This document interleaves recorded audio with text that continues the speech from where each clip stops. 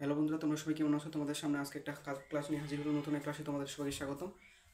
অন্যদিন মতো আজকে আমরা বাংলা ব্যাকরণের যে আলোচ্য বিষয় রয়েছে, এর আগে গত ক্লাসে আমরা বাংলা ব্যাকরণের যে আলোচ্য বিষয় 4টি বিষয়ের মধ্যে 2টি বিষয় আলোচনা করেছি। আজকে আমরা আরও বাকি যে 2টি বিষয় রয়েছে, অর্থাৎ বাক্যতত্ত্ব এবং অর্থতত্ত্ব, এবং সেই সাথে একটি গুরুত্বপূর্ণ বিষয় হচ্ছে অভিধান তত্ত্ব নিয়ে আলোচনা করব। তা আজকে ক্লাসের বাংলা ব্যাকরণ হচ্ছে আলোচ্য বিষয়। সেই 4টি বিষয়ের মধ্যে আজকে আমরা 2টি বিষয় নিয়ে আলোচনা করবো, সেটা কি বাক্যতত্ত্ব এবং অর্থতত্ত্ব।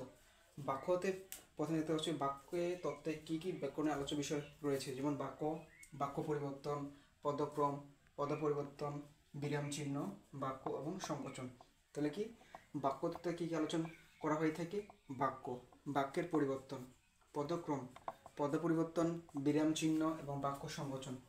আর সেই সাথে অর্থতত্ত্বের মধ্যে কী কী আলোচনা করা হয়? মুখ্যত, গৌণার্থ, আর হচ্ছে বাগধারা। অর্থতত্ত্বে কী কী আলোচনা করা হয়ে থাকে? মুখ্যার্থ, গৌণার্থ এবং হচ্ছে কি বাগধারা। বাংলা ব্যাকরণের আলোচ্য বিষয় 4টি ছাড়া আরেকটি এক্সট্রা বিষয় রয়েছে, যেটা হচ্ছে অভিধান তত্ত্ব। যেটা হচ্ছে খুব ইম্পর্টেন্ট, বিভিন্ন চাকরি পরীক্ষায় খুবই গুরুত্বপূর্ণ। যেমন হচ্ছে অভিধান তত্ত্ব। অভিধান তত্ত্ব মূলত ছন্দ এবং অলঙ্কার নিয়ে আলোচনা করা হয়ে থাকে, অর্থাৎ বাংলা ভাষার যে বিভিন্ন ছন্দ এবং অলঙ্কার রয়েছে সেটা নিয়ে আলোচনা করা হয় অভিধান তত্ত্বে। অর্থাৎ এই অভিধান তত্ত্ব অনুসরণের মাধ্যমে বাংলার যে নির্দিষ্ট একটি অর্থ প্রকাশ করে থাকে সেটি মূলত নির্দেশ করে। তাহলে বাক্যতত্ত্বের যে আলোচনা বিষয় সেগুলো আমরা কি মনে রাখবো? এখানে বাক্য, বতে বাক্যতত্ত্ব, বাক্য পরিবর্তন, পদ, পদ পরিবর্তন, বতে হচ্ছে বিরাম চিহ্ন, বতে হচ্ছে বাক্য সংকোচন।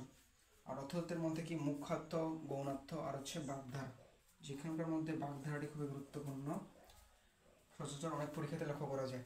আর অভিধান তত্ত্ব হচ্ছে যেটা কি ছন্দ এবং অলঙ্কার নিয়ে আলোচনা করা হয়ে থাকে।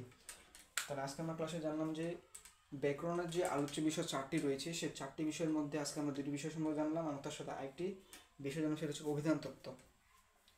বাক্যতত্ত্বের মধ্যে কী কী আলোচনা করা হয়? তাহলে বাক্য, বাক্য পরিবর্তন, পদক্রম, পদ পরিবর্তন, বিরাম চিহ্ন, বাক্য সংকোচন।